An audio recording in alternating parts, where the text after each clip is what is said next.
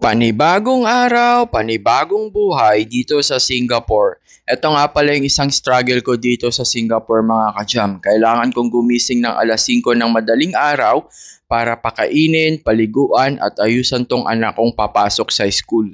Medyo may kaartihan nga lang tong anak ko. Ayaw niyang si ate ang nag-aasikaso sa kanya.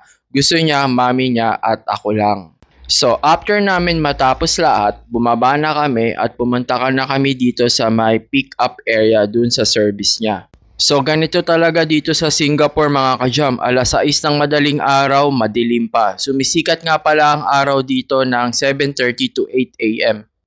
Pagdating namin sa pick-up area, maghihintay pa kami dyan ng 5 to 10 minutes. Minsan maaga, minsan late din yung service niya. So, ayan nga pala yung place namin mga ka-jam. Sa 7th floor kami nakatira. Yung maliwanag na ilaw dyan.